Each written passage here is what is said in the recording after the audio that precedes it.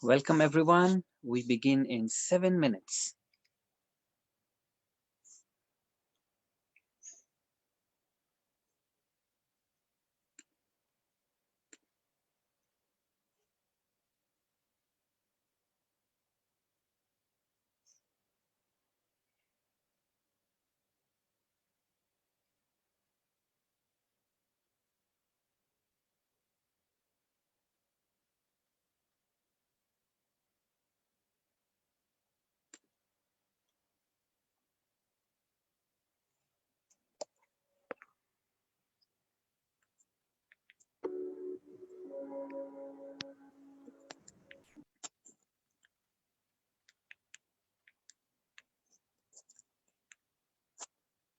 Good evening, fellow Toastmasters. We will start the program in 5 minutes.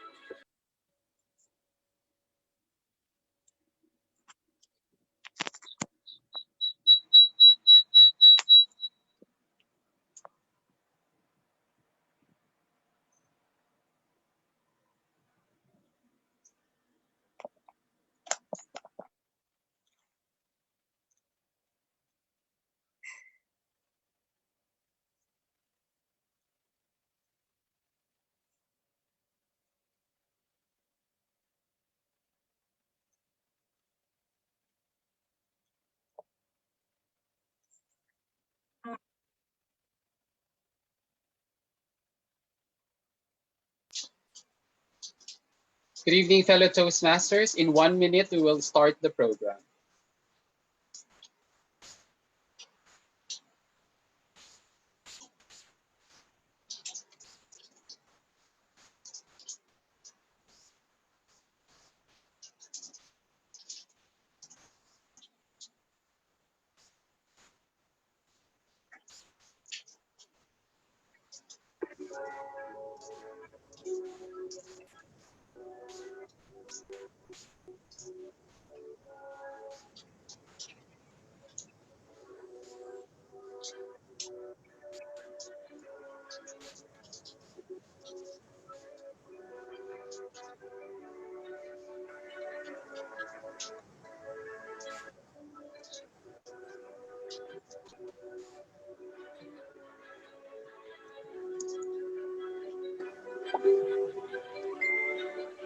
As we are waiting, I just wanted to recognize some attendees joining from different parts of the world, from different districts. I see District 91, London. I see District 102, Malaysia. I see District 80. I also see District 91.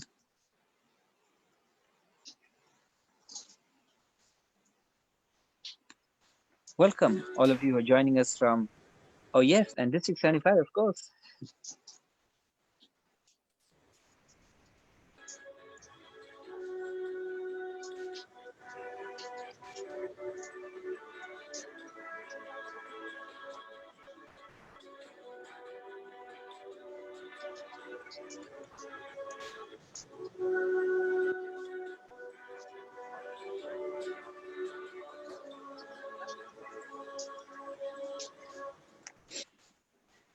To formally open this learning session, may we call one of the best performing Division Director of District 75, Division Director Adreline Paul Gascon.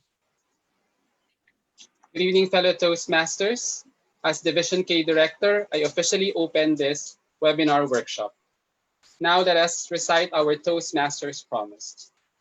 As a member of Toastmasters International and my club, I promise to attend club meetings regularly, to prepare all of my projects to the best of my ability, basing them on the Toastmasters education program, to prepare for and fulfill meeting assignments, to provide fellow members with helpful constructive evaluations, to help the club maintain the positive, friendly environment necessary for all members to learn and grow, to serve my club as an officer when called upon to do so, to treat my fellow club members and our guests with respect and courtesy, to bring guests to club meetings so they can see the benefits of Toastmasters offers, to adhere to the guidelines and rules for all Toastmasters education and recognition programs, to act within Toastmasters' core values of integrity, respect, service, and excellence during the conduct of all Toastmasters activities. Now, fellow Toastmasters, let us welcome our host for tonight, Toastmaster Rafiq Ahmed. All right. Thank you so much to our Division K Director, Toastmaster Adreline, for giving the platform once again. Well, this started last month with our intention, or let's say the initiative of Division K District 75, to give to our Toastmasters community Toastmasters wisdom while we are staying at home. All these barriers that have been put in front of us, where we cannot meet, we cannot greet, or even visit other clubs outside physically. But I think it's a blessing in disguise for us that we have Zoom as an online platform, and the virtual meeting setup that has been given to us or granted to us by Toastmasters International, saying that, yes, you can meet people, but you can do it virtually. So this opened a wider horizon for us.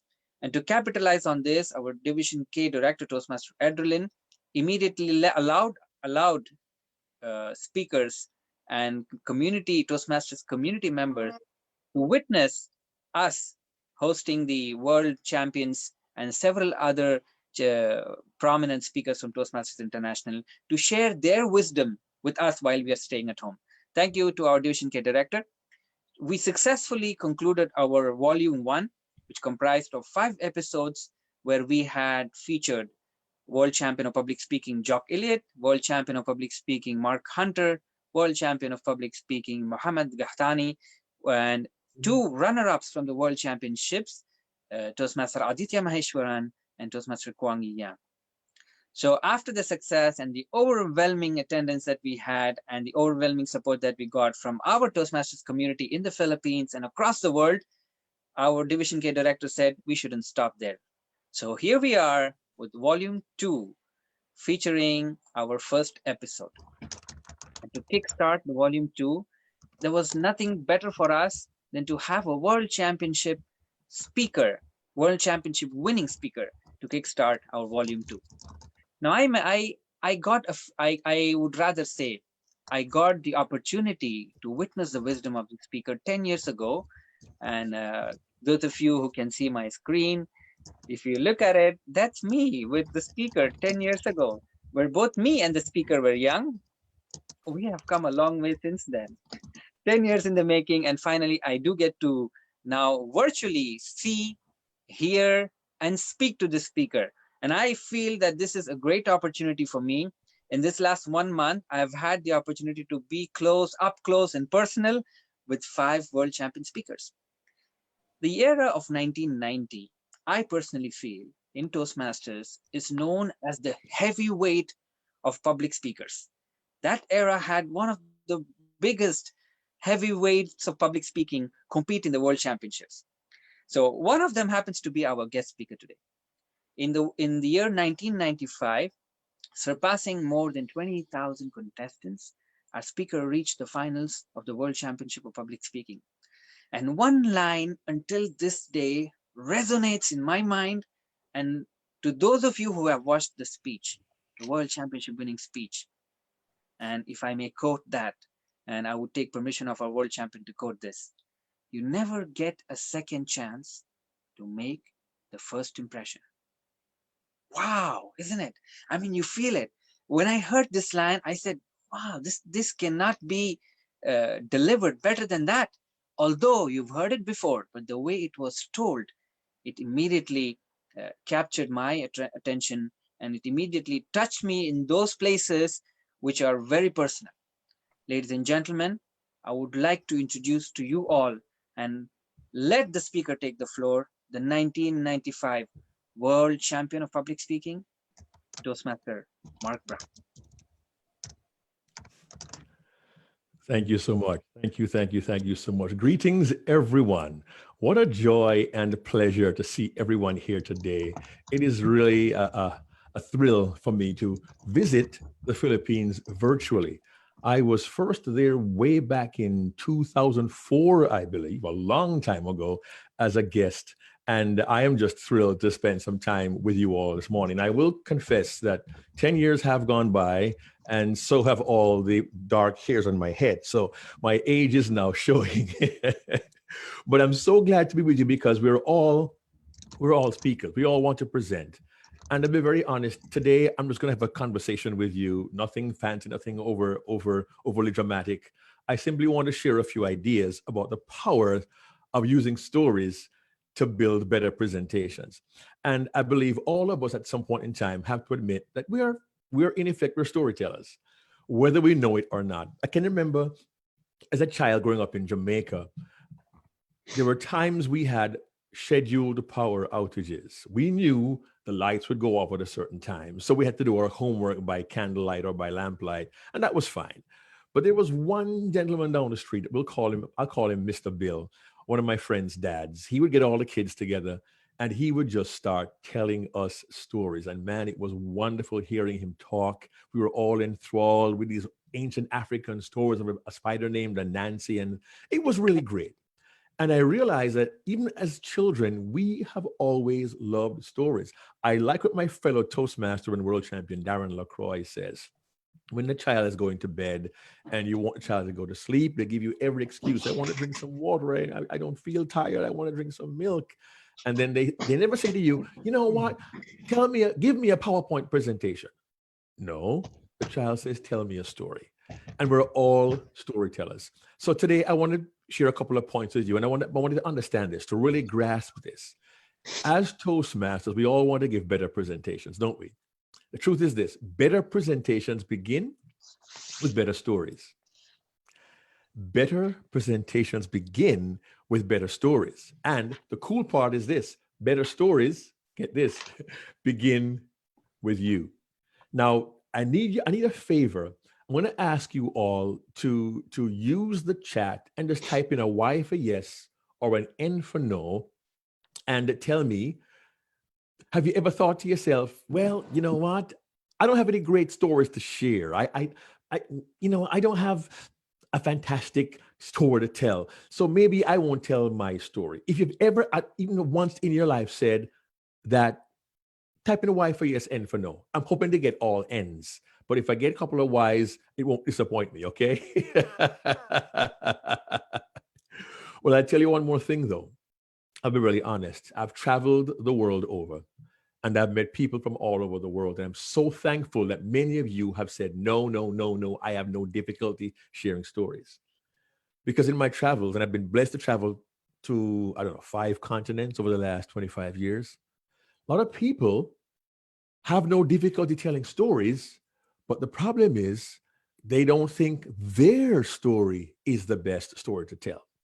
I'll be honest, I've heard stories about Mahatma Gandhi, Mother Teresa, Abraham Lincoln, Bill Gates, Steve Jobs. I have heard stories about famous people. So do me a favor, as a Toastmaster, can you recall ever attending a meeting or a contest and hearing speakers tell the stories about other famous people? Type in a Y for yes or an N for no. If you've ever heard speakers tell stories about other famous people, Y for yes, N for no. Good, all these Y's coming in. Great. Thank you for your honesty and for your participation. I really appreciate that. I began to study that phenomenon. I wanted to know why it is that people were not telling stories of their own. And I'll share with you, I love that one. I remember 10 stories. Thank you, Panos, my friend from Greece, 10 Mark Brown stories. I love that. But I began to ask this question. And I came to a conclusion. I learned a few things. I came out with 4 basic answers when I asked this question. I don't want to share those answers with you. I want to address them very briefly and give you some ideas how to find stories and show you how you can tell them really, really well and wow your audience. So I began to ask the question, why don't we, the public, tell our stories? Why don't we tell our stories? And here are the 4 most common answers I was getting to that question. One is, nothing exciting ever happens to me. Nothing exciting ever happens to me. Second answer was, I have no great accomplishment. I didn't fly to the moon, and I wasn't the first guy to go to a different place in the world. I didn't accomplish anything fantastic or great. I don't have a sensational story. I didn't have to climb Mount Everest uphill, backwards, barefoot, both ways. I have no sensational story. And of course, others tell me, I'm not famous. I'm not a celebrity like Mark Brown. That's just a joke, my friends. That's just a joke, okay? But the truth is, people do give these reasons and these excuses for not telling their stories. But see, I believe that for all of us, the audience wants to hear us. Definitely. They come, they see you speak, they want to hear you. But more than that, I really believe the audience wants to know you. And how will the audience get to know you? By you sharing your story. The audience gets to know you when you share your story. And the purpose of your story is to elicit emotion. Now, why is that important? Because the emotion establishes a connection, not just to a topic. The emotion establishes a connection to you, the individual. See, when you share your story, I get to know who you are. And if nothing else, this thought goes through my mind. Oh, yeah. They know how I feel. They've been where I've been. They've done what I've done. So maybe they can do understand me as a person. And that's why I'm going to ask you to really think about this. Tell more of your stories. I'll say it again. I'm going to ask you, I'm going to urge you, I'm going to plead with you. Please tell more of your stories. I want to know about you, your life, your experience, what you've seen, where you've been, where you've done. And you don't have to have been all over the world to tell a story. Sometimes great stories come from down the street or neighbor next door, or maybe the man who tells stories to kids in the neighborhood when the lights go out. These are very simple truths that we need to look at. I know people always say, wow, it was a great experience to meet a world champion, to attend a conference, to attend a sporting event. It was cool. It was awesome. It was wonderful. I'll tell that story. Yes, but we do ourselves and our audiences a disservice if we fail to realize our simplest stories can be the most powerful stories. And the cool thing is, if we just give ourselves a chance to have these conversations, we'll find ourselves building relationships we never thought could exist. The thing is, though, stories happen every single day. So there's one thing I want to point out as well, that some people think for a story to be valid, it has to have some great significance or some power behind it. But stories occur to us every day, several times a day, and they come and they go for a couple of reasons. One, we don't always see and acknowledge them. And the other is we forget them and they pass us by. So here is a suggestion for you in order to capture your stories. I think if we do a simple task, and that is called maintaining what I call a story file. Now, let's say story file, it could be literally a file of stories. You could use pen and paper and write it down. And there are many ways for us to capture our stories. I know people who walk around with a recording device to record what happens. That could be something you can do. Your mobile device, your phone, I would think, has a recorder on it. Use your mobile device, record something on your phone. I use tools that help me to record my stories. I'll share quickly. One of them is what I call the OneNote app on my Windows laptop. And that is actually a photograph or a screenshot of my story folder. And you'll see tabs across the top. I have people I've met, sports, customer service, and so on. And there are additional tabs over here that I can't even see. I'll drop, you can't even see them. But I keep a list, and I have keywords. In the particular picture, you see I have China high-speed train 2015 or flat going to ATL. I just use keywords to tell me, there's a story there. I can tell that story. So I make a note in this tool called OneNote. It isn't the only tool I have. I have one online also called InkPad through Google. It's a free tool. And I can put my story ideas there about daily debrief, people I've met, whatever tool works for you. The cool thing with these two tools, the OneNote and the InkPad, is that they're also available for a mobile device. So here's a screenshot of my mobile device. I have a folder I call Business. And in it, I have my Polaris Office. I have my OneNote right here. I have my InkPad right there. So I can be on the go, on the road, and something happens. What do? I whip up my mobile device. I find my OneNote app, and I just start typing things in because it's a convenient way for me. Using this, I just tap OneNote. It starts to load up. And before long, boom, I can start typing stuff in. It's really, really very simple. The cool thing is with these particular apps, it looks like that on the OneNote mobile. That's the InkPad mobile. I have, you have, we have no excuse for not keeping track of our stories. And here's a truth you have to grasp. Your story may seem mundane to you, but one person's mundane is another person's magnificent. That sounds fancy. You know what? I'm going to put that back on the screen. If you want to screenshot that quote and keep it for later on, I want to let you do that. Okay. I know people are taking notes furiously. That's good. I love people like me who use paper. Okay. Please feel free, grab that, egg you upon us, grab that, take a screenshot, take a picture. One person's mundane is another person's magnificent. Let me explain that by sharing one of my own stories, okay? It has to do with mindset. Those of you, excuse me, who have read my bio, my details, will probably have learned that when I was 18 years old, I left my home country, the island of Jamaica, to begin a brand new life in the USA. I had with me 2 suitcases of clothes, a dream for a better life, and $40 in my pocket. $40 in my pocket at the age of 18, brand new life starting from scratch, from zero, from base. That's it. And in a matter of 15 years, I was the world champion of public speaking. 40 years later, I have talked to over 1.5 million people around the world on 5 continents. And I have a high school diploma, no formal college education. And people hear that and they go, wow, Mark, that is an amazing story. You mean you were 18? You had like $40? You had to get a job and you're a world champion now? Oh my gosh, that's so amazing. And maybe you don't want to admit it, but perhaps there are a few people on the call today who believe that, who have felt that about me and my story. Here is my problem. Because it's my story, it's the life I have lived for my entire life. I'll be 60 years old next year, okay? Because it's my life. For me, it's just my life. It's normal. It's no big deal. It's what I did, what I had to do. But to somebody on the outside looking in, they're pretty impressed by my story.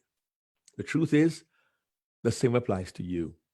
What you may think is just your story, it's normal, it's okay, it's my life. Other people go, oh my goodness, that's amazing. How did you do that? What was it like? Tell me about it. And before you know it, people are asking you to tell them your story. But they don't know until you reveal who you are. And that's why I tell you, people want to hear you, but they really want to know you. And when they get to know you, you establish a connection, it goes one step further. You begin to build a relationship, and then you realize what's common between you. You find that ground, and you've made a new friend. And I believe I've made friends all over the world by simply telling the story of my life that I think is no big deal. But people think, wow, that's amazing. You may have a skill that you use, and to you, it's no big deal. I do it all the time. It's part of my life. But it becomes mundane and normal and average to you. To you, it's no big deal. But to your audience, to your listeners, to your new friends, it is truly something interesting. And they want to learn more about how you did it, why you did it, what did you learn along the way. And they're literally asking you to tell them your story. So the first true shift that must take place here in our own minds. People are interested in you, your life, your experience, and yes, even your mistakes and the lessons you've learned from those mistakes. So I challenge you, I dare you, starting today or tonight, where you are, to begin to maintain a story file. Keep track of the experiences you've had, the people you've met, the things you've done, even the simplest things. Be observant. Be aware of what's going on around you. Just keep track of it. Because you know what? I want to reiterate this one point. Your story does not have to be sensational. Your story does not have to be sensational. It just has to be sincere. Okay? And feel free to screen grab this quote. I think Panos needs 2 or 3 pens today because he's writing everything down like he did earlier this week when I was with the Nepalese group. Your story need not be sensational. Your story need not be sensational. It just has to be sincere. I'll repeat that. Your story need not be sensational. Can screen grab that. It just has to be sincere. Okay, Mark, I hear you, I get you, but where do I really find these stories?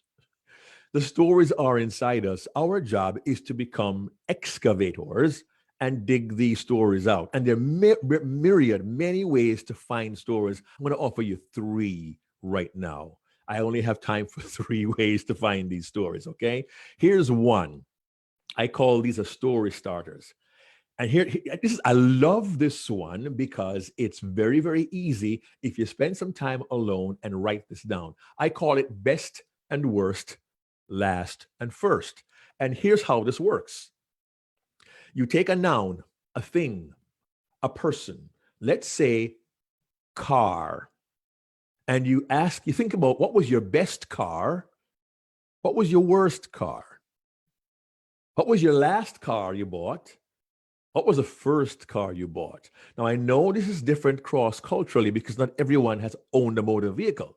But certainly in North America, I've done this program in different venues for professional speakers, for Toastmasters. I said, think about the first car you ever bought. And I see people begin to laugh out loud. Oh yeah, my first car. When I was going to university and my dad bought me this car, it was 15 years old. It had 150,000 miles on it. And when I turned into it, went every time. Oh yeah, my first car. I remember I had my buddies and I, it was a manual transmission. And we used to put the car, we used to park near a hill. We couldn't start in the morning. We couldn't really start the car. What we would do is one of us would go in the car. We'd sit in the driver's seat. We put the car in second gear and everybody would push. And we push and we push. I'd pop the clutch and that car would start. And I'd watch people in a workshop begin telling these stories about their first car. Maybe car isn't your thing. Maybe you put the word supervisor, manager, or boss and say, who was your best boss? Who was your worst boss? And be honest. For those of you, I'm going to stop sharing for a second and ask you a question. Just give me a Y or an N in the chat. If I were to ask you to think of a story of the worst manager, supervisor, or boss you've ever had in your life, could you find a story right now in your mind about the worst manager you've ever had in your life? Give me a Y for yes or an N for no. I'm getting 9 Ys at a time. Everybody's going, yeah.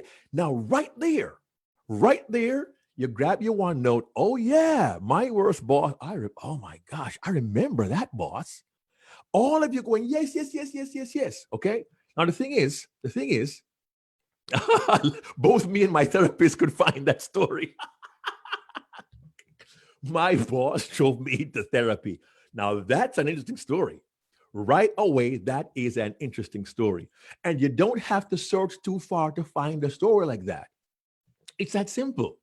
Your best and worst, your last and your first. Conversely, if I asked you, who was the best teacher you ever had in school, or the best coach you ever had in a sporting team, or the best neighbor you've ever had, I know you quickly put a whine. You can think of who they are. Best storyteller, I went back to Mr. Bill. He was a great storyteller. That comes to mind. You insert any noun you want in that formula, and before you know it, your stories begin to come pouring out of you. And the thing you have to do is to connect the story to the value of your message. And it's very easy simply using best and worst, last and first. If you take some time and use that simple formula, stories will pour out of you. And I don't know, people are loving Panos' reaction. I love it, man. He's making me laugh like he did last time. Please hear me, friends. You have so much to offer. And trust me, don't sort, don't sift, don't say, I'm going to find my best boss story. You may find your simplest boss story, and that would be what it will connect to your audience. I'll tell you a really, really quick, really, really brief boss story. I can remember I was a brand new programmer in IT. Yes, I used to be a mainframe computer programmer way back in the 1980s for a bank in New York. And I had a boss, I'll call him Steve, because his name is Steve. And Steve had this look. He waddled at it when he walked, and he looked like a penguin from the old Batman movies. He had a very high-pitched nasal voice and a strong New York accent. He called me, hey, Mark, can you do it for me? And he was just, a little off. And he's the kind of guy who was, we call it a micromanager, the kind of guy who has to be involved in everything you do. I remember one day at my desk, at my computer, typing away, and I stopped. And I had a feeling that there was someone watching me. Back then, I had hair back then, and my hair and my back of my neck began to stand up. Like, what's going on? And I'm not kidding. Just true story. Out of nowhere, an arm came over my shoulder and tapped a key on my keypad. I've heard of micromanagers, but this guy physically touched my keypad as if he were typing for me. And I found out I was not the only one he did that to. Trust me, I will never forget Steve. I could talk about Steve all day long. As a matter of fact, I talk about Steve in my leadership talks very, very often because he's a great example of what not to do. And I apply Steve, my worst boss, to my talks on leadership, and I connect a story of my life to people in the audience who go, oh, yeah, I got a boss like that. The only thing you must hope is that no one sees you as that kind of boss, because that might be a problem. So here we go. Think best and worst, last and first. That's way to recall. And as a bonus, you could even do this. And I didn't plan to share this, but I'm going to share it anyway. You can use what I call the seasons of your life. The seasons of your life are the times in your life where you were in school, maybe when you were in university. Maybe you use a season of being married, your first time being a parent. These are all different seasons, and stories can come bubbling out of you if you choose to use them. But every single day, things happen. Every single day we see and hear things. Every single day we have experiences. So here's one very, very quick suggestion. Beyond the best and worst, last and first. You can debrief your day and just ask some simple questions, okay? Get this. In your life, what amazed you? Think of today. What amazed you? And keep track of these things. Record these things. Capture these things. I had to give a speech back in February when I could fly, okay? And I had to give a speech in a venue that looked like this for a company called Caesars Forum in Las Vegas. Now, I trust you can all see the theater. It's the back of the theater looking down to the front. Very small theater, seats 45 people. That's the back view. From the floor, you see the seats and a reserved parking sign for wheelchairs. Cool little theater, right? Don't laugh too loud, Panos, okay? Now the question becomes this. What is that theater like? Why is it so small? I'll tell you why it's so small. It is so small because that theater is housed inside that truck. That theater is inside that truck. When I had to speak there, I was amazed. What did I do? I got my camera out, my mobile phone, and I took a picture of it. I love what my friend Darren LaCroix says, capture what captures you. He says, capture what captures you. So I captured a picture of the theater and of the truck. And believe me, I have told this story time and time again. People go, what? There was a full theater inside the truck? Yes. So ask yourself, what amazed you? Take a picture of it. Record it. What amused you? What made you laugh? Well, I have a daughter, Andrine. I call her my princess. She's 36, and I always call her princess. And one day, I went to the grocery store, and I happened to notice a candy bar, Snickers. And they often label their candy bars for fun. And I saw that candy bar. What did I do? I captured a picture of it. And I tell the story of my princess, Andrine, and the candy bar. And I find a way to connect that. I could talk about relationship, loving your family, and seeing things every day that remind you of the ones you love. See how easy that was? By simply recording a picture of Princess. And I told her, she laughed, she LOL, she laughed out loud because she felt the connection. Okay? What amazed you? Record it. What amused you? Record it. And then what moved you? What made you cry? What made you feel something? What really emotionally got to you? I spent several years giving talks to kids in schools across North America, and every once in a while they'd send me notes or an email or even a handwritten letter. And I talk about bullying, how kids are being treated. And as a matter of fact, one of my talks was recorded by a company called Goldcast and put on their YouTube channel about Dad Gets Profound Advice from a Disney cartoon. Might want to check it out. You can just go to YouTube and look for Dad Gets Profound Advice from a Disney movie. You'll see the clip. It's about 13 minutes long. But I talk about bullying, and this child wrote me a note and told me how painful it was for her to be bullied. And in it, she drew herself and wrote, "This is how I feel." A handwritten, hand-drawn picture of a child who she sees herself with tears running down her face. Her grammar is not perfect. She's not a grammarian or a Toastmaster. She's 10 years old. But to tell me how she felt, she drew me this picture. And it moved me. And I've kept it. And I've talked about this picture in schools around the world because it moved me. What amazed you? What amused you? What moved you? And you cap it off by asking this question. What did you learn that you can share? You share your honesty and your emotion with your audience. And what happens is they get to see you, they get to understand you, and they get to realize that what you experience is not that far removed from what they experience. But if you capture it and hold on to it, then you can use it. And these days, with virtual presentations, visuals are really helpful. So do one more thing. Ask yourself this question. What else do I have? What's in your camera roll? What's in your gallery? This device has a wealth of information, and I'm kind of weird that way. I have in my camera roll, I actually keep track of folders in my gallery. That's right. My photo gallery has folders in it. Folders. And I have my camera has a whole bunch of pictures in it right there. If I go back from this, I have folders in my camera all on the side. Because you know what? We all have some really, really cool photographs that we can share. And the photograph tells the story. If you pick up your mobile phone right now, unless you're using it to watch this broadcast, if you grab your mobile device right now and go to your camera roll or your photo gallery, I can almost guarantee that you'll see a photograph. You'll go, oh yeah, I remember that one. And many of us will even take our personal photographs. What we do with them? We put them on the front of our devices. That one right there was Mark and Andrea renewing our vows in our front lawn on the event. I'm going to get my full screen for this. That was Andrea and me renewing our vows on our front lawn under a beautiful white tent on the occasion of our 30th wedding anniversary.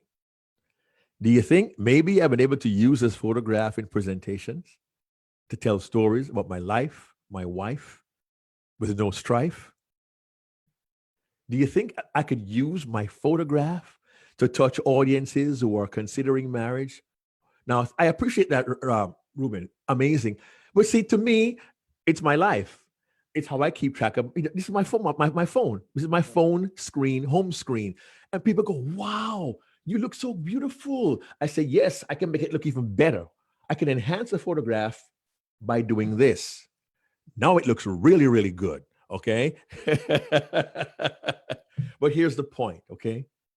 Your photographs contain stories that your audience can learn from. Your photographs contain stories that talk about you. Your photographs contain stories that share your life with people. Your audience doesn't want just to see you and hear you. They want to get to know you. And once you decide what stories you can tell, it's also important that you tell the stories well. Okay? I'm going to offer you a couple of tips on telling the stories well. Besides using words that depict the emotion, I want you to understand something. When you tell a story, it's not just enough to talk to the audience and give a speech. Indeed, I tell you all, really stop giving speeches altogether. What? Yeah. Give an experience. Don't just tell the story. Recreate the scene. Take us there. I want to be there with you. I want to see what happened. I want to visualize the scene. I want to hear what it was like. You can use the visuals, but if you tell the story well, you will paint a picture that wants the audience to think, oh man, I wish I could have been there. I want to be there. So don't just tell the story, recreate the scene and use narration less and use dialogue more. Many of us as storytellers find ourselves basically as reporters. We tell about what happened. But if you have the conversation, it makes that much more of a difference. When the audience sees the conversation take place, when they see your emotion, when they see your face, when they hear your voice, that's what becomes important to them. You can then bring them into the scene. I could tell you about a talk I had with my son when he was 13 years old. We went to the store to buy fabric for a product he was working on, and we're in the back of in the car talking, and my son got upset and he was crying. He told me about how, I was pushing him too hard. It made him feel bad. And I hadn't really thought about it. But what he said really touched my heart. And I realized he was right.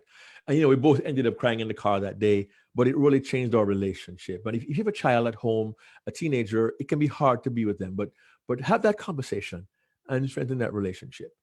Now, quickly, why are yes on the chat? And I only have a couple of minutes. Why are yes on the chat? Did you get the point of that story? Did you feel that my son and I were talking about being a good parent and not being so hard on it? Maybe you did. But if I changed the format and added more conversation, look at it this way.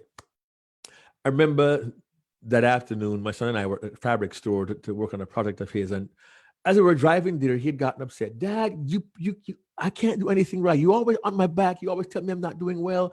And I'm trying my best, and I really am. I put the car in park and I looked at my son. I said, Jay, I just want you to be the best that you can be. And I know you have such potential. I don't want you to make the same mistakes I did. Yeah, but you're pushing me too hard. I'm trying my best. You don't understand how I feel. And my son began to cry. And in that moment, I realized I had to check myself.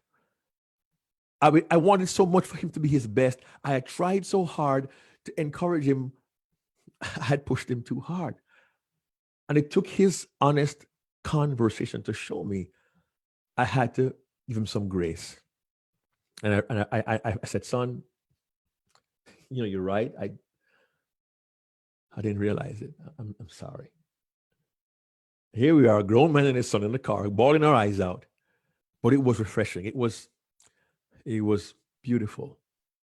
Because that was a turning point. And I've seen my son differently ever since.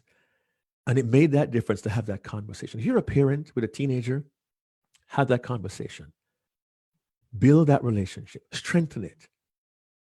And now he's 33. And this past February, my son and I spent 10 days in the UK having a good time together. Father-son trip. We went to watch football, saw 4 games. We made a memory I'll not forget. Now, quickly in the chat, give me a Y or an N. Was the second version more emotional, more powerful? Y or N? Thank you so much, Tia. The emotional impact of the second story was much greater. Thank you. And all I did was I became the characters.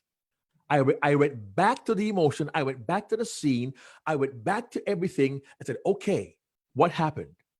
And I took myself into the scene. I became my son.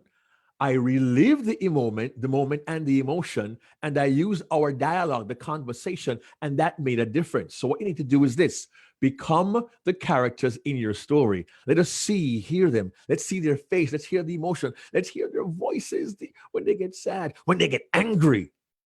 Relive, don't retell, okay? Relive, don't retell. So I asked you to relive, not retell. I want to recap. Your life tells a story. Somebody out there needs to hear it.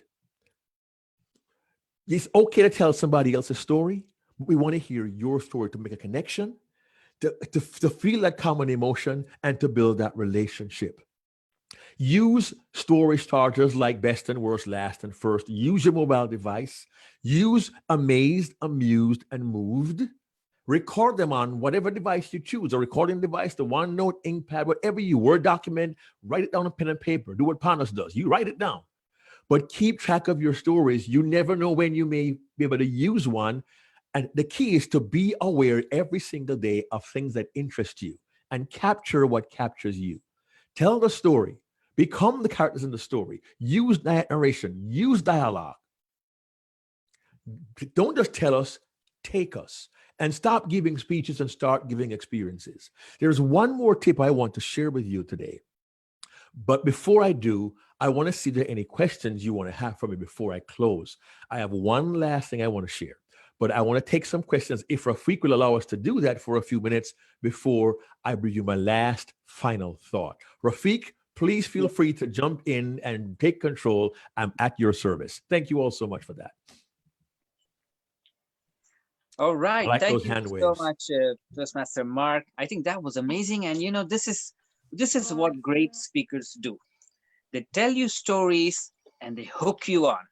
And then you don't want to let go, You're wondering, you're asking yourself, okay, can this last for like at least 3 to 4 hours? You're very kind, sir. In fact, we reached the maximum limit on our Zoom account. Had we known this, we would have actually bought into some extra space on the Zoom account. But thank you so much for that, Toastmaster Mark. I think overwhelming connection with the audience. And I think that's what I meant when I said heavyweights of public speaking come from the 1990s. Oh, So we're I really old. Thank like you. Well, thank you also for going live on Facebook. I'm sure there are others who are watching on Facebook who can get a few benefits and nuggets as well. So thank you so much for that. I really appreciate it. Thank you. Wonderful. It's a pleasure, sir. All right. So this is the format that we've been doing this since our volume 1. Well, since the chat is open, and as I said, we love you all. We love you, our audience, so much, and we would like to. I personally would like to give opportunity to all of you to ask questions. But help me help you. Start posting your questions one-on-one to me, or else it will start flooding the public chat, and then you will lose the charm of your question. Send it to me one-on-one, and I'm going to take it, and I will assure you I will entertain as many as possible until the last second. All right. On this note, let me now kickstart this Q&A session. Sure. And to do so, we have our first reactor for today, who's joining us all the way from the United Kingdom. Help me welcome our first reactor, Toastmaster Dagmara. Dagmara. Thank you very much, Rafiq. And thank you very much, Mark Brown. What a moving presentation you just delivered. And I believe that I share the emotion and everyone in the room that we have stories in ourselves. It's just about our mindset, whether we find them or not. And I was taking lots of notes today because I found lots of new gems that I haven't heard before about story starters. That's amazing. And I think it's really helpful to all of us. I also love the story file, Mark, because you showed us that we don't have to wait for some extraordinary stories, that it can be visit to the dentist and it can turn into a fascinating story. And of course, capture what captures you. I really was moved by that.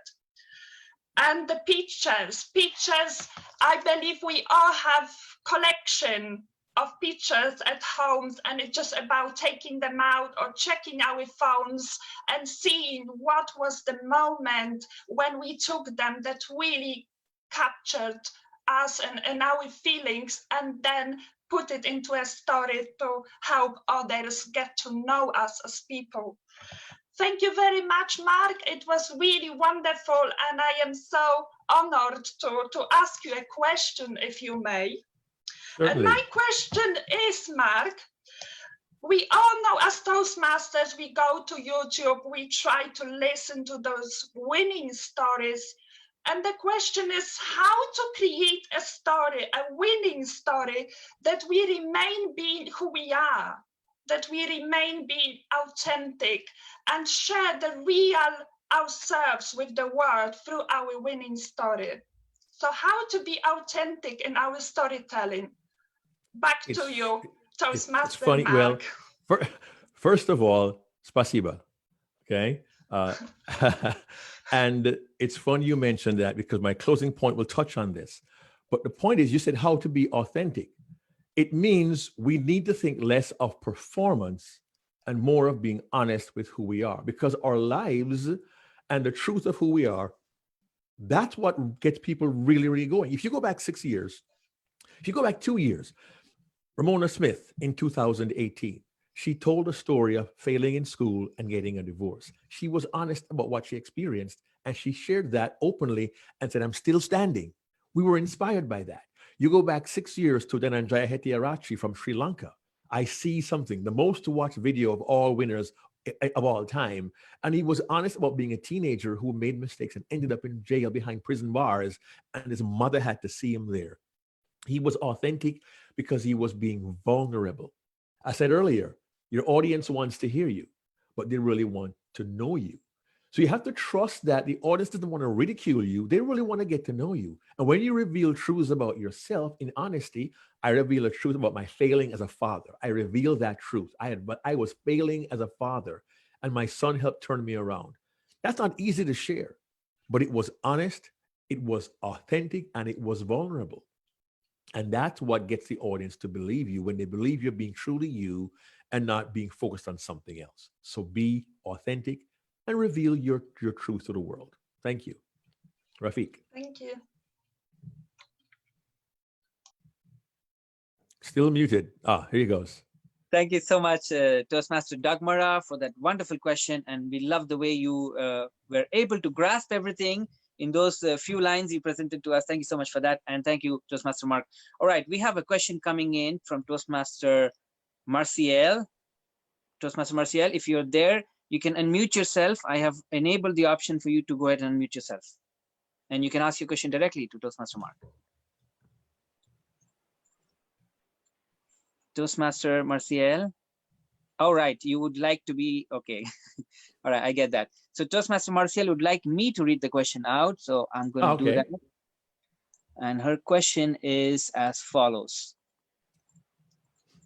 All right, Toastmaster Marcial would like to ask to Toastmaster Mark Brown, when we recreate our stories on online platform, to be Zoom in specific, would it make a difference if we only use vocal variety, or do we need to have show blocking? I mean, this is her words. I'm just putting it exactly. Show blocking. Okay. I believe show blocking is a term that's for actors, where you, on a stage, you block certain places to create certain scenes.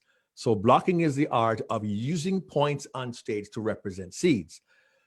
The answer is yes and no, in that if you're using a space in your home as a staging area, then certainly, yes, you can create scenes and certain blocks on the platform.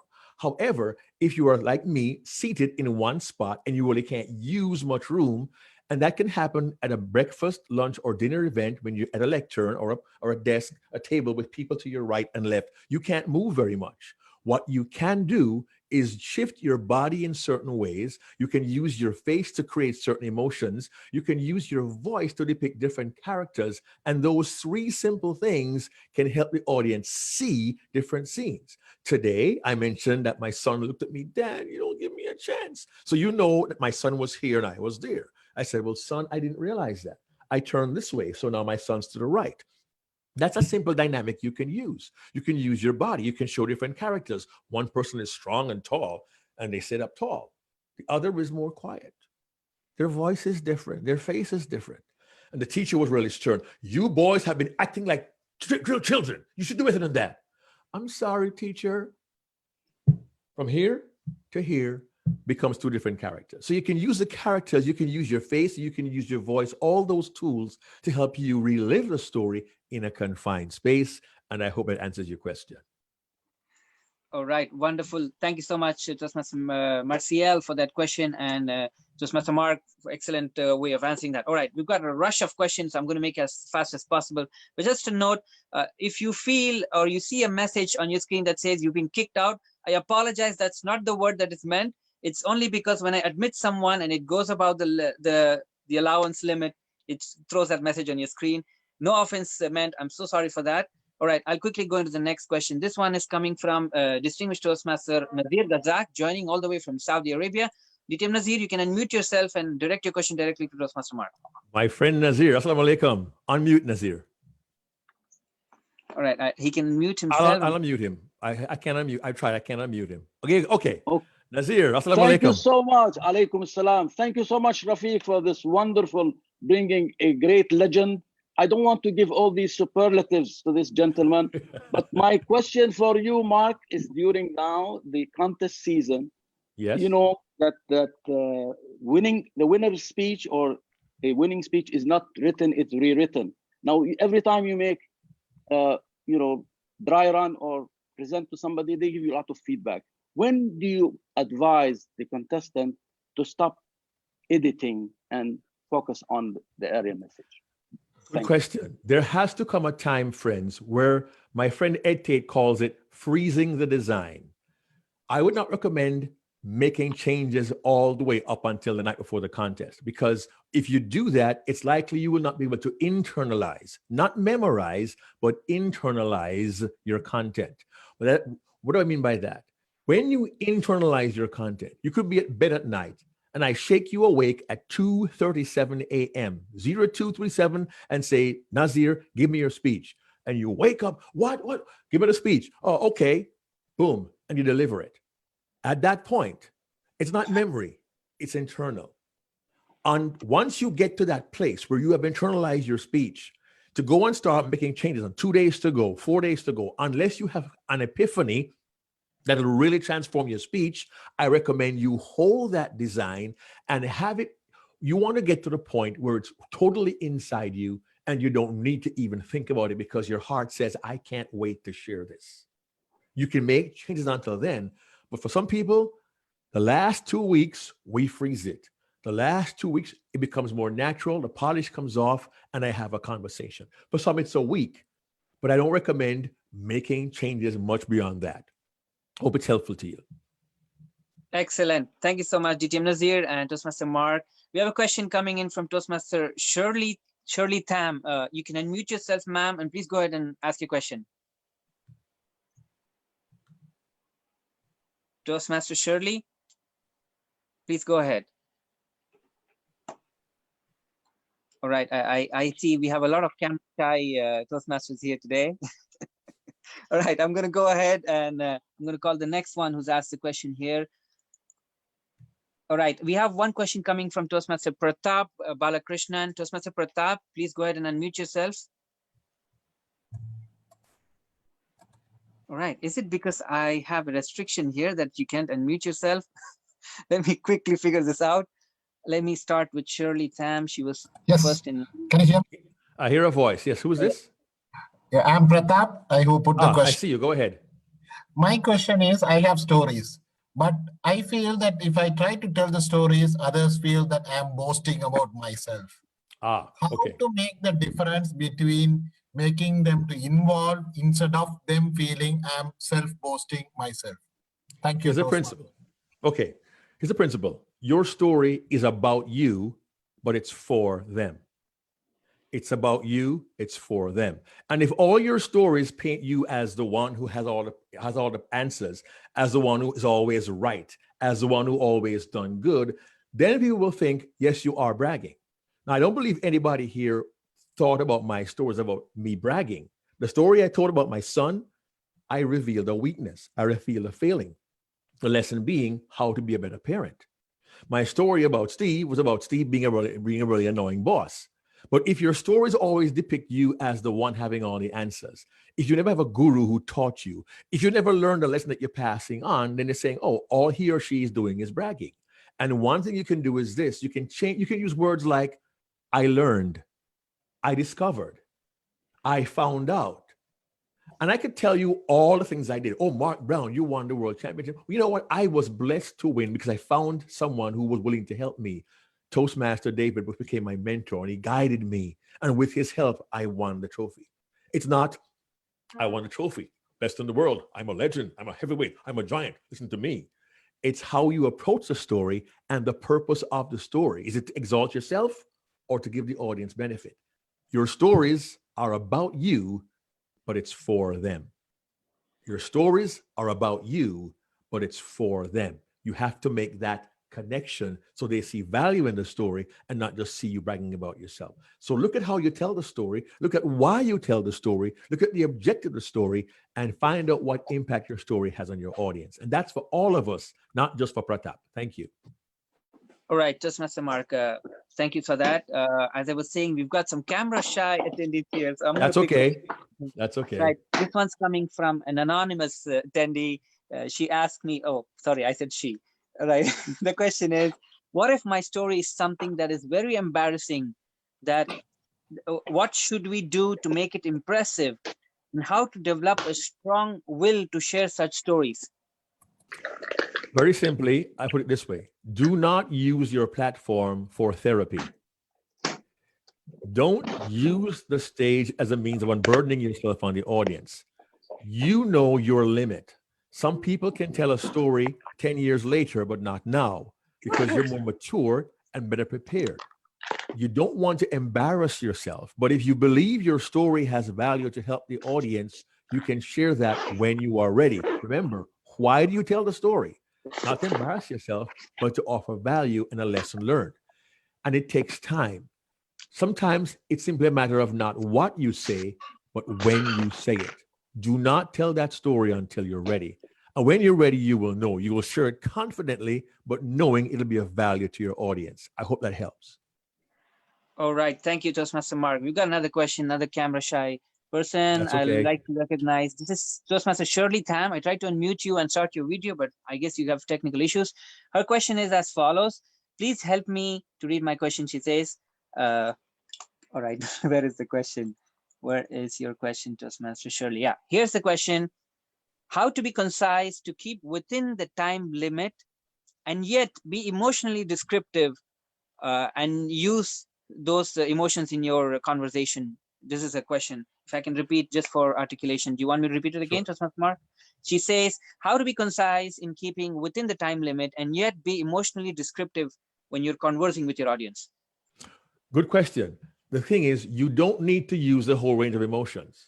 You can use 2 emotions effectively in a 7-minute speech and not lose it. If you watch the world champion speeches, you will see laughter, and there are moments of silence, and there are moments of poignancy.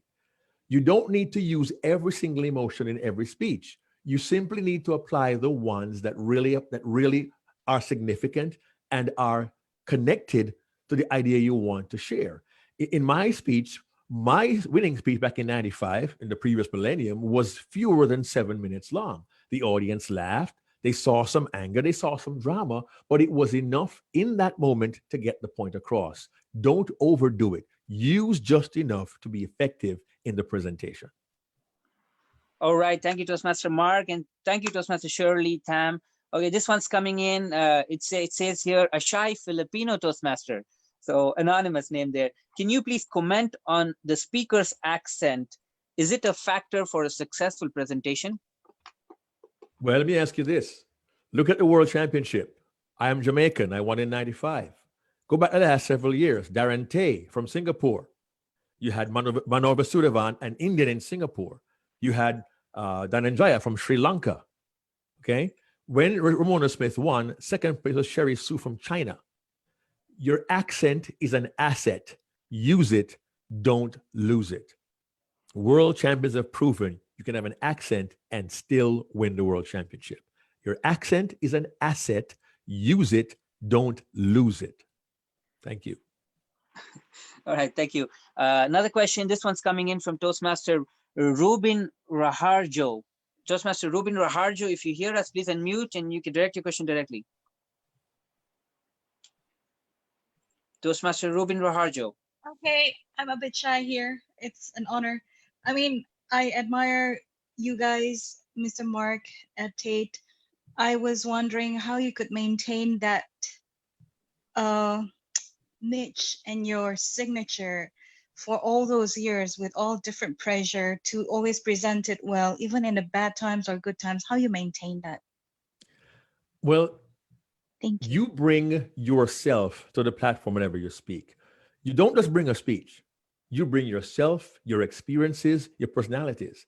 And life continues every single day. Stories happen every single day. But if you become known for delivering a certain type of message and people become unreliable, what happens is you are just that. You are reliable. You are dependable. They know when they get Mark Brown, they get a crazy Jamaican guy who tells stories. He's very natural. He loves his family, and he'll give you principles for life, but he'll also maintain his family. They know that. They know I'm an honest, genuine person, and they know that. Darren LaCroix is funny. He's animated. He's different. That's his style. They know that, and people have liked that for decades. So I can't shift and change it every decade, every trend. I have to establish who I am. And people like me, and they'll invite me. If they don't, they won't. And that's still no problem. I'm here today with over 100 people and more on Facebook, and some can't get in because they might like me a little bit. Even my friends like Toy. I see Toy here. Hello, Toy. Good to see you. Petra Charadral. Good to see you, my friend. Okay? So don't change who you are. Maintain. Now, if you need to upgrade your material and add new stories or something happens in the world that's helpful to you, then certainly you incorporate it. But at your core, be who you are, because that's who your audience wants to know. All right, I'm going to take 3 more questions on that note. Thank you so much for that, Toastmaster Rubin. We have Toastmaster Jason Brimon. Please unmute yourself, sir, and direct your question, please. Thank you, Rafik. Hi, Mark. This is by far and so far the most informative Toastmaster webinar that I've attended, so thank you for that. My question is that you mentioned capture your stories. My struggle is that I have stories that are connecting with the local audience, for example, in the Philippines, but when I try to deliver it in another culture, in another country, there is a disconnect. So maybe people are not able to understand the context and the story itself. So what should I work on to make sure that the story remains intact, but it connects to everyone regardless of culture? Thank you. That's a common concern. I tell my clients, and I coach several clients, pros and Toastmasters, you want to think globally. you ask yourself, are my references localized? If I talk about something that's local to my town, my city, my local audience, they love it. But if I go somewhere else, I go, huh, what's that? Quick case in point. About 15 years ago, maybe more, a contestant in the World Championship told a story about his father, and he used the term playing sandlot baseball. And he gave a speech, it was all over. And at lunchtime, my fellow Jamaicans and I sat to have lunch. And the Jamaican Toastmaster asked me this question, Mark, what is a sandlot? Now, the speaker's story, the sandlot baseball, was critical to his story. But my Jamaican Toastmaster had no clue what a sandlot is. And a sandlot is an empty lot where people play ball because they haven't built a building on there yet. Very common in Jamaica, we call it open lot. They say sandlot in America, and there's a disconnect. And the speaker had no idea for an international audience, an American phrase might not work so well. So it would behoove you to ask yourself, how can I phrase this or say this in a way that a Greek could understand, or an African could understand, or a crazy Jamaican like Mark Brown could understand? How can I make my speech international enough for a generic audience to get the point? That'll take some work and some research, but you can do this. How do I know? I've done it for over 20 years. Thank you so much, Toastmaster Mark and Toastmaster Jason. We got a question coming in from Toastmaster Cook Hoy. If I pronounce this correctly, Toastmaster Cook Hoy. If you hear me, please go ahead and unmute yourself. I see you. All right, there you are. Go ahead, ask your question. We cannot hear you. We cannot hear you, Toastmaster Cook. Although you're unmuted, we can't hear you. Yeah, we still can't hear, unfortunately. We can't hear your microphone. Is your microphone working? Is it, maybe it's been disconnected? I'm not sure, because you're unmuted, but we can't hear you.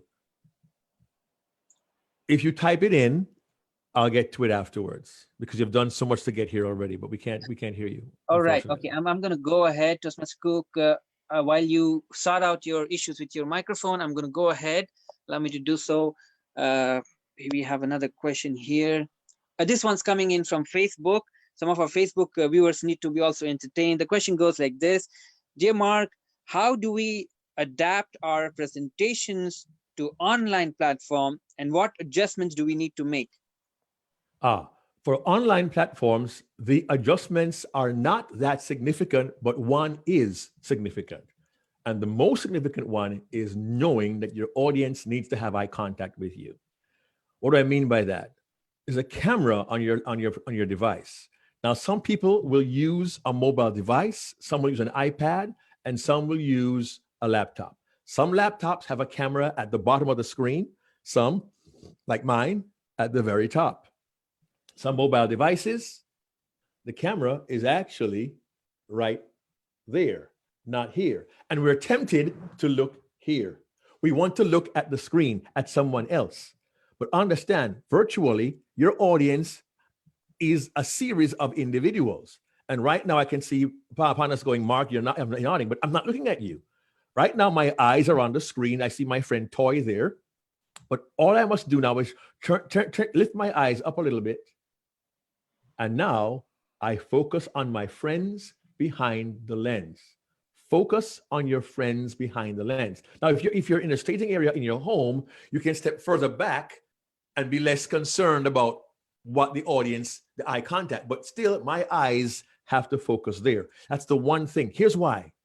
In a group setting, you have an audience out here. You can look around the room. Right now, every audience member is an individual, and their only means of having eye contact is through that lens. That's the one big change, through that lens. You don't need to be more or less animated, especially if you set a staging area in your room. Use your natural gestures as you normally would. Don't change too much around. Be who you normally would be, but don't think, I've got to be smaller. I'm in a little window, so I do a bit smaller, or I got to be bigger. No, maintain who you are and share that with your audience. But the key is let them believe you are focused on them by focusing on your friends behind the lens. Eye contact the camera. That's it. Main thing. Thank you so much to our Facebook viewer, and thank you, Toastmaster Mark. I'll take two questions last, and this one for the benefit of Toastmaster Cook. I see your question now. Your question is as follows, and I'll go ahead and ask it for you. Toastmaster Ho is asking you to tell her, do we need to do rehearsals to be a good storyteller? Short answer, yes. And here's why. You can choose your words carefully to paint the pictures in the minds of the audience. So decide what words you will use to describe scenes, individuals, experiences. Choose your words well, because you don't want to tell us the story. You want to take us there. All right. Thank you so much, Toastmaster Cook. Last question, and this one is coming in from Toastmaster Lee Buckley. If you hear us, you can please unmute yourself. I'll give you one opportunity, or I'll read it out for you. Toastmaster Lee Buckley. Hi, how are you? Thank you, Mark, for sharing Hello, Lee. with us. Yes. Question, what you talked about the camera triggered my question. A lot of times we were told, especially when we compete, to stand when we give a speech. Would you advise, is it better to stand or sit when you give a speech? Standing is wonderful. I did a program for a group of professional speakers last Saturday, and I went to my living room. I cleaned off a wall, took all the pictures down, and I built a staging area, bought some lights in, and I did a 3-hour program standing because that was effective. Whatever works best for you. I will not say you must stand or you must sit. There are individuals who are Toastmasters who, because of their life situation, because of their life, have had to sit all their life. They're in wheelchairs. They don't change that.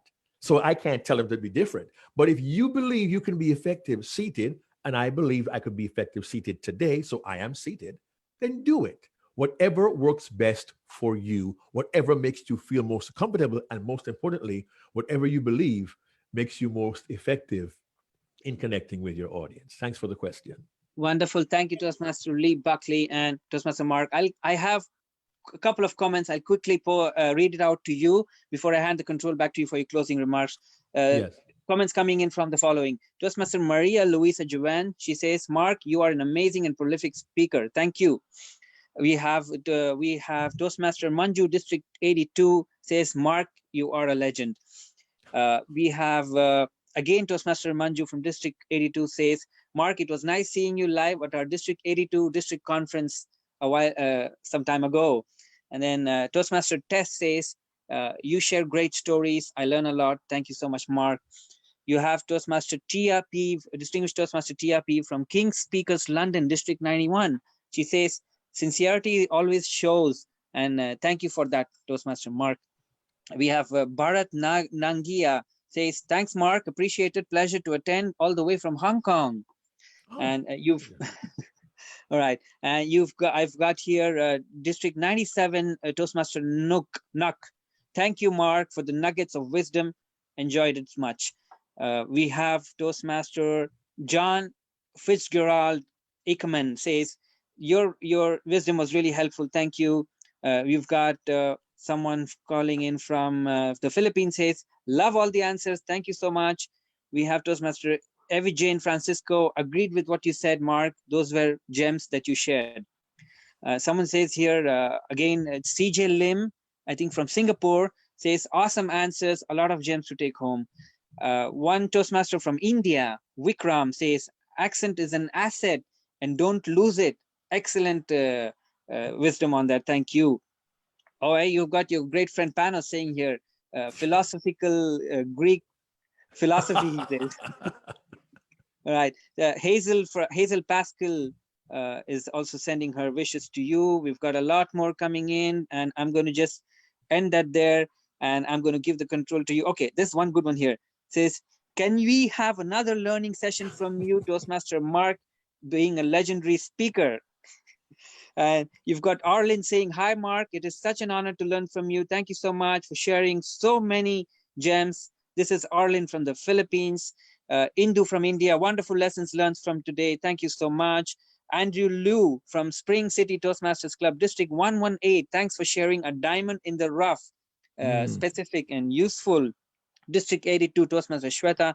Mr. Mark, you have made a mark on us. That's a good one. Right. On that note, thank you so much, BTM Mark. I'll hand the control back to you for your closing remarks before I will take the control and end the meeting.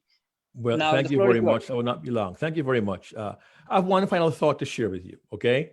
And I can't say thank you in all the different languages. Spasiba, terima kasih, salamat, merci, dankeschön, etc. If I missed you, please forgive me. Okay?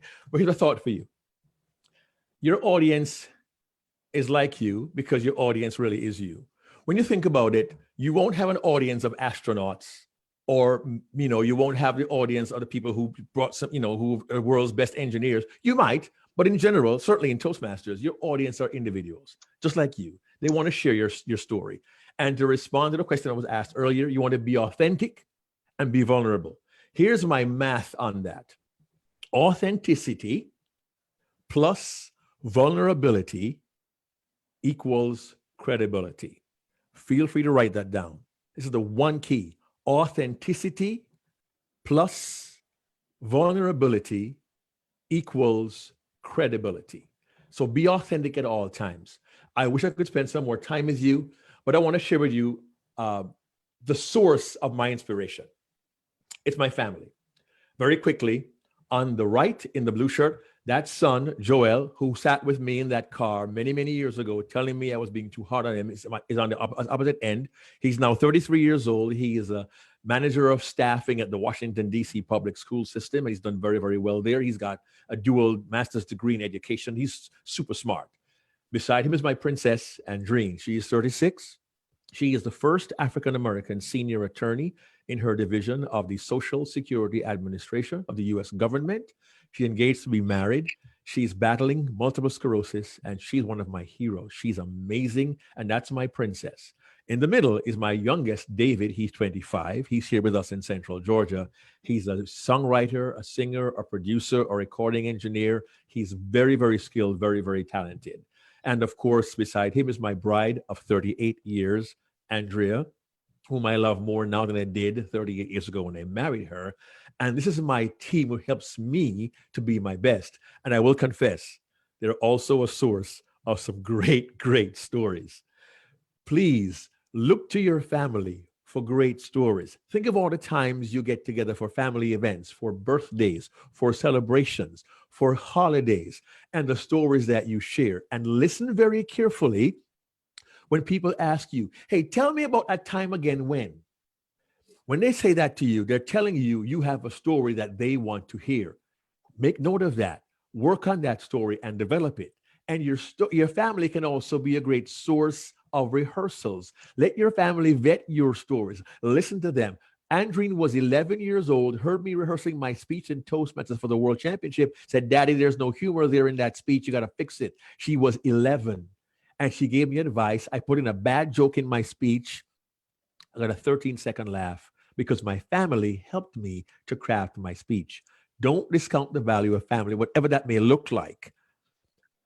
And if you want to get hold of me, please know this. Not only do I speak in Toastmasters, Darren LaCroix, 2001 world champion, my student, by the way, and I do a podcast called the Unforgettable Presentations Podcast. Get your mobile device out. Scan that QR code. We release a new one every Thursday afternoon, a specific time.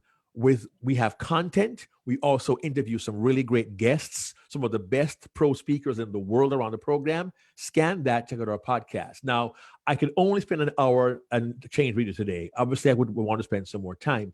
If you want to get hold of me, that's also very easy. Get a screen grab of this. Different ways to follow me. Different ways to find out what I'm doing. I record 1-minute videos 3 times a week, and they go on Facebook, LinkedIn, Instagram, Twitter, and YouTube, and also on my website. They're called Mark's Minute Messages. If you want to get hold of find out what I'm doing, stay with my updates. I do updates all the time. Scan that particular QR code. It'll bring you right to my website. Now, scroll to the bottom of the homepage and sign up for my updates. I'll give you a free MP3, 5 keys to pursuing your passion and living the life you want to live. Trust me, I was 18. I had $40. Now I'm living a very different life. That free MP3 gives you my formula to pursuing your passion, living the life you want. That gives you to my website. Now, there may be 2 or 3 of you here today who are really serious about speaking beyond Toastmasters, and you might consider doing some expert coaching. If it's not for you, you can ignore this. But if you're really serious and would consider even working with me, scan that QR code and get information about personal, professional, expert, one-on-one consultation with me, and we'll continue that conversation. Trust me, my friends, I can't tell you the joy I have had being here with you.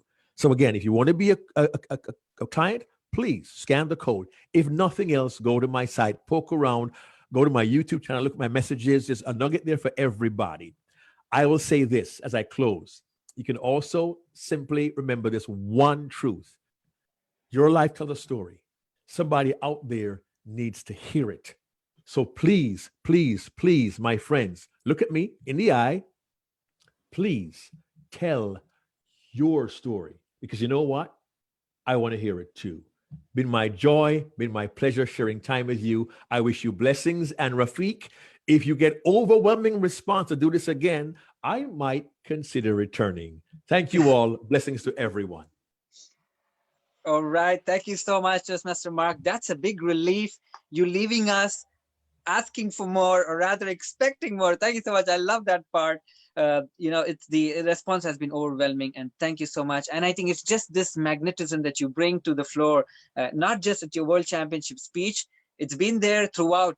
And I don't really look at it and say that was 1995 and we're at 2020. I mean, I don't see that we've actually past 15 years. No, 25 years, man. See the gray here? 25 years. My math is bad. All right, my math is bad. 25 years. I look at it and I say, you know what? The message is still clear. It's still resonating. It's still fresh. And even today, if you're going to use that speech and deliver it to us, I'm sure the magic will still be there. I think this is what the magic you bring forward. I appreciate this, and we love you so much, and we love our audience. And just wanted to inform you all, these sessions that we do are open to everyone in the Toastmasters family.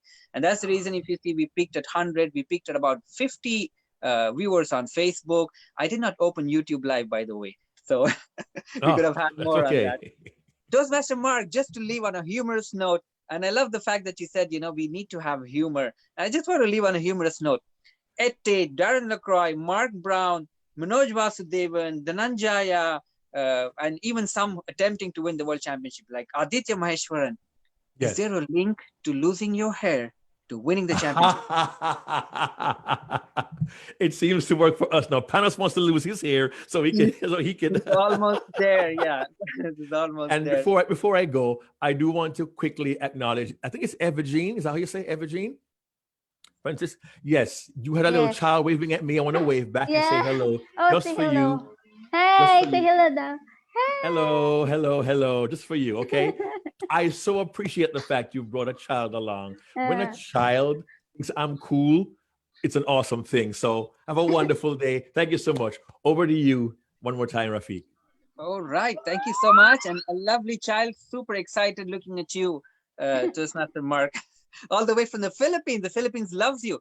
Okay. Before I end, and I end the session for today, allow me to share something which is related to our volumes of wisdom that we are sharing. And if I can very quickly find here, how do I share it? All right, I'm going to look at it and see, where is this? And to all my friends globally, and those who keep coming back, like Panos. He keeps coming back, my friend. It's always good to see your smiling face. Thank you. And once again, thanks also to your the first person, your reactor, for her very kind words. And I know that there are those among us who know she's Polish, but she says that she also speaks Russian. So I dare to say thank you in Russian to her. And I hope I didn't make a mistake doing that. So was that correct, Dagmara? Spasiba. Okay, excellent. Thank you so very, very much. So I did say spasiba. I said salamat. I did say terima kasih if anybody here is from Malaysia. Merci for French. Dankeschön in German. Gracias in Spanish. Grazie Italiano. Obrigado. That's Portuguese. What have I left? Oh, I forgot my own language. Thank you, boss, in Jamaican. Yaman. And of course, thank you as well. I can't think of anything else at the moment because my brain is just saying, okay, that's 10. I'll stop there. But over to you, Mr. Rafiq. Thank you so much, Toastmaster Mark Brown, 1995 world champion of public speaking. All right, now that does not end there. we join you again tomorrow with our episode 2 featuring Craig Valentine, our another world champion, 1999 world champion of public speaking. The timing though is a bit different. We will be joining you live on Zoom, on Facebook, and on YouTube at 10 a.m. Philippines time. So I don't want to confuse you with GMT. Just look into your to Google time converters, 10 a.m. Philippines time, and you can convert that back to your own local time. And we'll see you there, same place, different time, but bringing you again nuggets of wisdom from Division K, District 75. And thank you so much. Have a good evening, good night, good morning, good afternoon. Mark, we love you. We love to have you back again one more time. Thank you so much. Have a good night. Pleasure. Thank you all. Bye-bye. Good night. As-salama.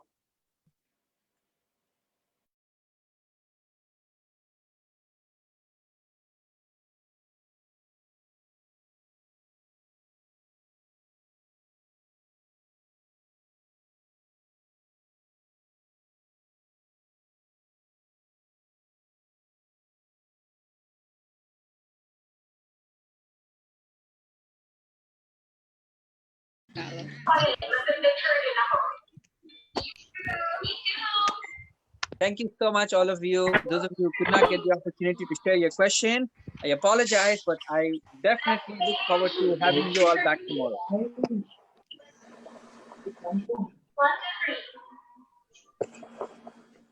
All right, before we leave, oh, you know what?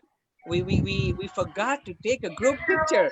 But while you're still here, those of you, please turn on your videos and we can have a group picture before you start leaving.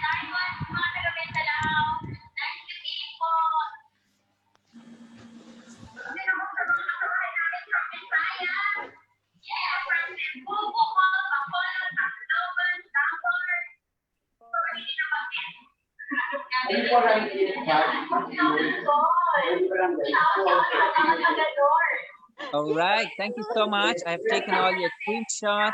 Just give me a moment.